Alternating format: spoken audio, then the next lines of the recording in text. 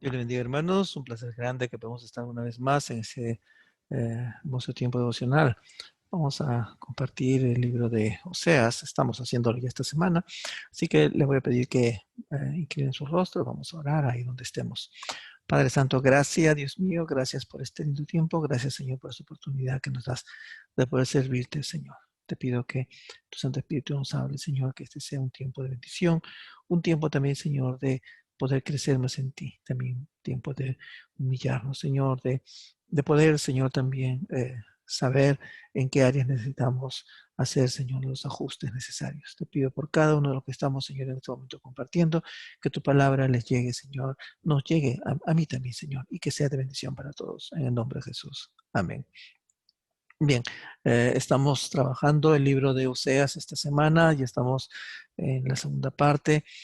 Oseas es un libro profético de corte escatológico en cierta manera. Tiene mucha información escatológica, pero como siempre se los digo, es una información muy delicada. No es conveniente hacer conjeturas rápidamente sin poder hacer todas las salvedades. Probablemente alguna palabra apurada, una conclusión sin el debido soporte puede de alguna manera desvirtuar todo un mensaje y eso es peligroso, muy peligroso. Por eso yo siempre recomiendo, por lo menos los hermanos de la iglesia, siempre les digo lo mismo, hay temas que conviene trabajarlos en un ambiente un poco más estricto donde uno pueda tomar el tiempo necesario, ¿ok? Entonces, los devocionales en este caso son más que todo expositivos, son para que podamos tener un contacto más con el Señor. O sea, es un tiempo de reflexión.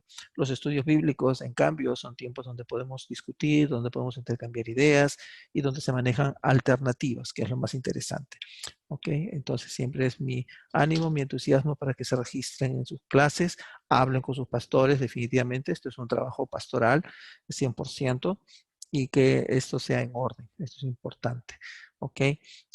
Y también les animo a que continúen siempre, o sea, siendo no solamente, como dice en la Biblia, oidores, sino también hacedores. O sea, que lo que vayan entendiendo, lo que vayan captando, que esto también sirva para que puedan desarrollar el ministerio en el cual el Señor los ha puesto. Ok, regresamos a Oseas entonces. Oseas es contemporáneo con profetas como Amós o como Joel o como Miqueas. Ok, son profetas de Israel, el reino del norte.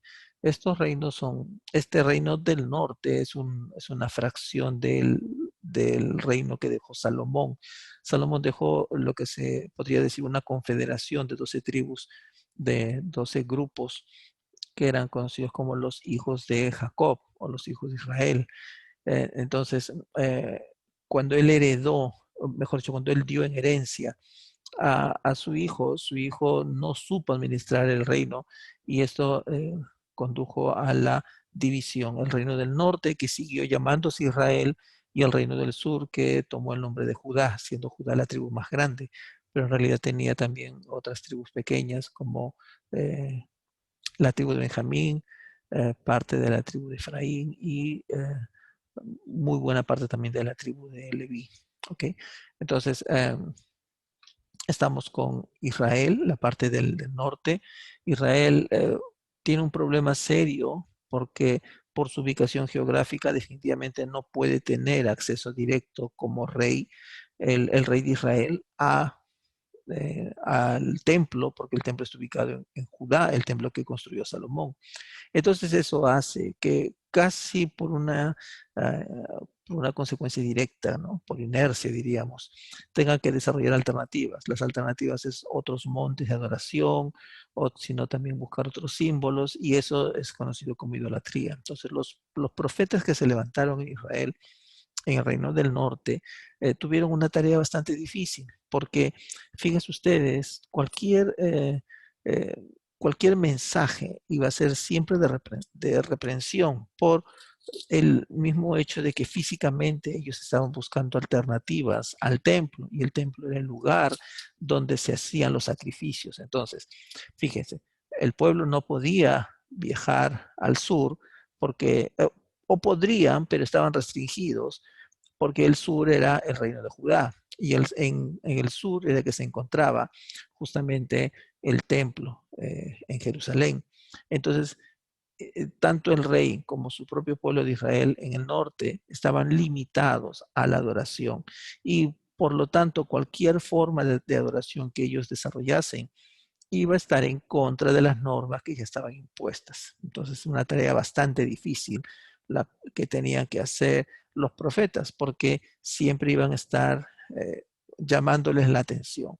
Ahora, esto se empeoraba cuando estas personas, estos ciudadanos del norte, podríamos llamarlo así, ellos tuvieron contacto con sus vecinos. Ahí el asunto se complicó mucho más. Los reinos de Siria, por ejemplo, Jordania, o tal vez Tiro, Sidón, que eran ciudades-estado, o con el mismo Egipto, comercializaban. Entonces, a la hora de ellos poder intercambiar mercadería, también hacían alguna especie de eh, rituales, cosas que los llevaban mucho más lejos de lo que el Señor quería para su pueblo. Entonces, viene esta llamada de atención. Miren ustedes este pasaje, dice, sembrad para vosotros en justicia, segad para vosotros en misericordia, haced para vosotros barbecho, porque es el tiempo de buscar a Jehová hasta que venga y os enseñe justicia. Está difícil eso, está bastante difícil. Bien, solamente antes de pasar a una reflexión bastante sencilla, un poco ahí jugando con algunas palabras para poder darles ahí sentido, solamente quisiera entender qué es lo que está diciendo. Primeramente dice sembrar, sembrar para vosotros en justicia, ¿correcto? Eso está bonito, pero luego dice segad, segad para vosotros en misericordia, o sea, la justicia lleva a la misericordia, eso está bonito, y luego dice haced para vosotros barbecho, o sea, cuando dice hacer para vosotros barbecho, el barbecho es preparar, preparar la tierra, porque es el tiempo de buscar a Jehová hasta que venga y os enseñe a justicia, os enseñe justicia. Ok, um, aquí hay una interpretación profética bastante directa, no vamos a trabajarla mucho, pero lo que más o menos un poco redondeando la idea es que se vienen tiempos difíciles donde Dios mismo les va a dar lecciones importantes. Bueno, estas lecciones fueron durísimas. Históricamente sabemos que ahí hubo el exilio. El exilio, ya lo hemos dicho en varias oportunidades, no, nunca es placentero para nadie, para nadie. Cualquiera de los que hemos viajado alguna vez, somos migrantes, eh, sabemos lo que significa eso, es dejar algo que uno probablemente estima mucho. Ahora, las tierras o las ciudades no tienen tanto valor monetario, financiero, sino el tema es emocional, quiero que lo entendamos eso, es emocional. Uno puede decir, bueno, la tierra que he dejado de repente no me gusta mucho, nunca el clima nunca fue tan agradable, o probablemente mis comodidades en mi hogar de origen no eran de los mejores. Es cierto, o sea, no vamos a decirte que probablemente hemos dejado algo muy, muy bueno. La mayoría siempre, cuando hemos migrado o cuando migramos, lo hacemos mejorando nuestras condiciones financieras o sociales, ¿no? Pero las condiciones emocionales definitivamente, o sea, la situación emocional definitivamente se ve siempre en pérdida, siempre en pérdida. ¿Por qué? Porque uno desarrolla lazos, y esos lazos hacen que justamente uno pierda este contacto con las personas, con los valores culturales locales. Y ese es el serio problema que todos estaban temiendo, justamente el exilio para los judíos, para los israelitas. Para muchos de ellos, la mayoría de ellos mejoraron financieramente muchísimo más, o sea, mejoraron en muchas áreas, académicamente aprendieron más, aprendieron de repente profesiones, aprendieron cosas, estudios, ciencias nuevas, o desarrollaron negocios en las nuevas ciudades. Acuérdense bien ustedes, Babilonia u otras ciudades de aquel momento eran ciudades mucho más desarrolladas, muchísimo más que Jerusalén o cualquier otra ciudad de Israel. Pero aún así podríamos decir, el precio que había que pagar era altísimo, era un precio emocional. Y aparte de eso, que solamente viajaban los mejores.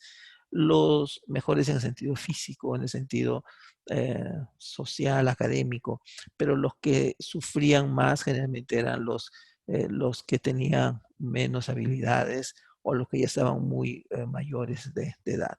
Entonces, o los niños también que se quedaban abandonados. Entonces, buena parte de la población, en términos generales, o sea, si nosotros vemos de un 100%, de repente un 5% iba a ser privilegiado y un 95% no. Ese 95% iba a sufrir muchísimo. Entonces, ese es el dolor que está sufriendo como país. Ese es lo que quiero que vean es este. O sea, de cada, por decir, 20 personas, uno le iba a pasar bien, pero 19 le iba a pasar muy, muy, muy mal. Y iban a sufrir los eh, resultados de las guerras o de la falta de eh, eh, podríamos decir, producción de la tierra o simplemente los mejores profesionales, por darles un contexto actual, los médicos o los ingenieros o los abogados, ellos iban a salir. ¿Se pueden imaginar ustedes eso? O sea, la gente más eficiente, la que podría ayudar más al pueblo, iban a salir. Entonces el asunto era bastante crítico. Bien, entonces ahora, ¿qué podríamos sacar? ¿Qué lección podríamos sacar para nosotros preparados para la crisis? Bien, vamos a ver un poco de eso para nosotros mismos. Ah, preparados para tiempos de prueba. Vamos a ver. El Señor nos está diciendo, busca la justicia. ¿Qué cosa? ¿Qué quiere decir esto? Uh, Mateo 6:33 al Señor, acuérdense bien el Sermón del Monte, ¿no? Bueno, podemos dar otro título, pero es el más conocido. Dice, más buscar primeramente el reino de Dios y su justicia, y todas estas cosas os serán añadidas. Qué importante es tener el sentido de justicia desarrollado, especialmente en los momentos de crisis. Qué importante es saber ser imparcial, es saber ser equitativo, es saber comprender que no es el momento del abuso, no es el momento de decir, bueno, sálvese quien pueda o el mejor es el que sale adelante. No, es un tiempo donde uno tiene que también aprender a distribuir, a ser generoso en todas las áreas. El Señor Jesucristo nos dejó esa carga a los creyentes, pero les voy a ser honesto, pocas veces tenemos desarrollados como creyentes un sentido de justicia eh, que sea notable diferencialmente del contexto. Y eso es preocupante porque los creyentes, una de las primeras cosas que deberíamos hacer es justamente preocuparnos en eso. Ahora, muchos dirán, bueno, hay que reclamar derechos, sí, pero no se trata de reclamar derechos para uno mismo. No se trata de buscar la parte que me corresponde, sino justamente es al revés, o sea, ser justos en el sentido de otros, no de nosotros, porque no tiene ningún valor agregado frente al Señor que uno pida justicia para uno mismo. Yo sé que eso es lo justo, es lo normal, es lo que hacemos es lo que hacemos por instinto, pero no se trata de actuar así. Lo que se trata es justamente de desarrollar el sentido de justicia, pero para los demás. Acuérdense bien eso cuando comienza el sermón del monte, el Señor Jesucristo en las bienaventuranzas.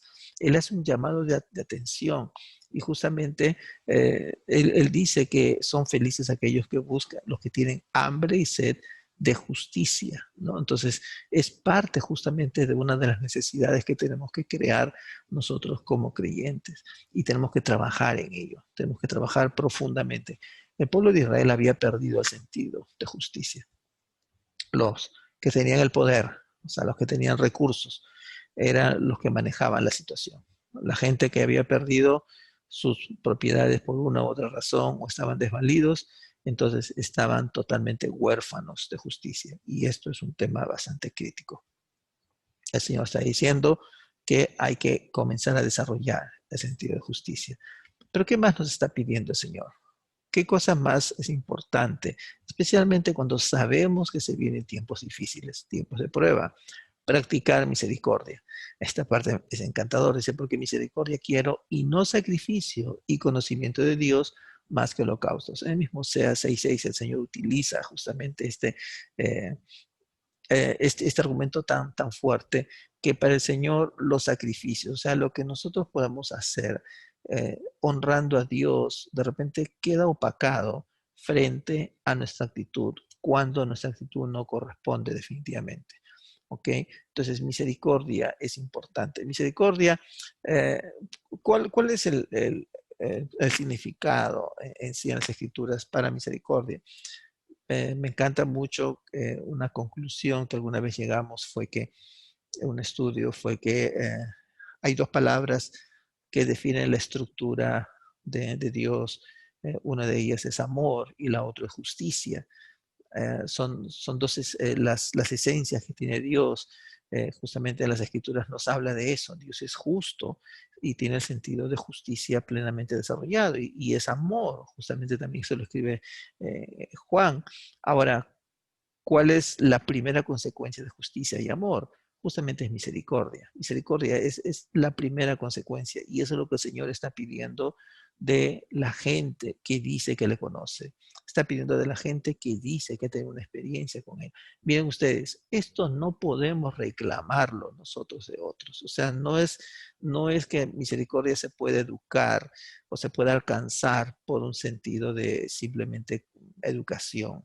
No, es un poco más. Misericordia es consecuencia de dos cosas importantes. Primeramente, una decisión de cambio que uno tiene que tener y otro es el conocimiento de Dios. O sea, son dos cosas importantes. No simplemente misericordia se puede adquirir estudiando algo. No, es muy difícil que pueda desarrollarse eso. Tiene que haber dos cosas importantes, primeramente. Habíamos dicho eso, ¿no? Tiene que haber una decisión de cambio. O sea, uno tiene que haber buscado primeramente algo y ese algo tiene que haber sido definitivamente es el conocimiento de Dios, ¿no? Entonces, eso es cuando uno comienza a conocer, cuando uno comienza a saber más de Dios y definitivamente tenemos una decisión de ser más agradables a Dios, primera consecuencia, entonces es misericordia. Y eso es lo que el Señor está esperando de nosotros. Es una muestra, es una evidencia que el Señor está trabajando en nuestra vida. Probablemente no es algo que se pueda pedir a alguien así nomás, no es algo que uno puede esperarlo de todo el mundo. Tiene que haber algo interno y eso justamente es decisión de cambio, decisión de ser diferentes y conocimiento de Dios. Acuérdense bien esto. ¿Qué más nos está diciendo el Señor? Ah, ¿qué cosa es recomendable para los tiempos de prueba? Eclesiastés 9:10. Ese es un pasaje que lo tengo siempre recurrentemente, que está siempre ahí, es el primero que está en la bandeja. Todo lo que te venía a la mano para hacer, hazlo según tus fuerzas, hazlo. O sea, comienza a trabajar hoy. Porque en el Seol, cuando hablamos de Seol aquí, acuérdense bien, es sepulcro, sepulcro, o sea, eh, ahí en el cementerio, si lo queremos decir un poco más en nuestro lenguaje actual, ¿ok? Todo lo que te viniera a la mano para hacer, hazlo según tus fuerzas, porque en el cementerio, ¿a dónde vas? Todos, todos vamos a llegar de una u otra manera. Alguno dirá, bueno, de repente yo voy a, mis cenizas la van a esparcir, bueno, a, a donde tú le quieras definir, pero lo que nos está diciendo es que cuando tengamos que dejar nuestra condición eh, de seres humanos vivos, ¿ok? De repente eso es un poco más técnico, pero es la idea. O sea, cuando terminemos nuestra vida aquí en la tierra, cuando concluyamos nuestra vida aquí en la tierra, no hay obra, ni trabajo, ni ciencia, ni sabiduría. O sea, todo lo que el Señor espera de nosotros es ahora. Ese es el tiempo. Después, es cierto, continúa mucho más, pero ya no es el tiempo ni para trabajar ni para esperar más. Ya no es, ahora es el tiempo y es el tiempo cuando tenemos que hacer lo que tenemos que hacer. Todo lo que tienes, todas las ideas, todo lo que el Señor pone en tu corazón, hazlo ahora. Hay muchas cosas que nosotros podemos hacer, muchas. Hay cosas tan sencillas como probablemente todos los que me están escuchando en estos momentos tienen un teléfono en la mano. Cosas tan sencillas como decir te quiero, te amo, un text message, es un punto importante, es un punto por donde comenzar. Si es que estamos enojados con alguien, perdóname, también es un punto importante, pero también hay otras ideas donde uno puede comenzar a desarrollar esos pequeños proyectos. Algunos tenemos trabajos de horas fijas y luego tenemos un tiempo libre, tenemos esos proyectos, tenemos ideas interesantes. ¿Cuándo es el momento? Hoy. Queremos conocer un poco más de ciertas materias. ¿Cuándo es el momento para aprender? Hoy. Puedes enrolarte ya en clases, puedes comenzar a hacer las cosas. El asunto está en que lo que nos está diciendo este pasaje es aprovecha tu tiempo, aprovecha, sé productivo. Sé productivo no necesariamente en el asunto de producir dinero, no. En Estados Unidos utilizan una palabra cuando uno está trabajando, dice hacer dinero, ¿no? Make money. No se trata de hacer dinero, lo que se trata es de hacer riquezas para el Señor. Esa es la gran diferencia. No es dinero que uno no pueda contar, es dinero que uno pueda tenerlo, pero es el dinero de Dios. El dinero de Dios son las riquezas de Dios. O sea, es lo que el Señor va dando satisfacción a nuestra vida. Inclusive algunas cosas que para algunos pueden ser pérdida de tiempo, pero realmente cuando uno lo hace para el Señor es una ganancia tremenda, tremenda. Todo lo que te venía de la mano para hacer es todo lo que puedes hacer, o sea, todas tus habilidades, todos los recursos que el Señor ha puesto, hazlo ahora, porque después no va a hacer falta, ¿ok? Después no vas a tener a dónde llevarlo, no te preocupes. Cuando uno parte, y eso ya deben haberlo visto todos, no se lleva absolutamente nada, nada de nada.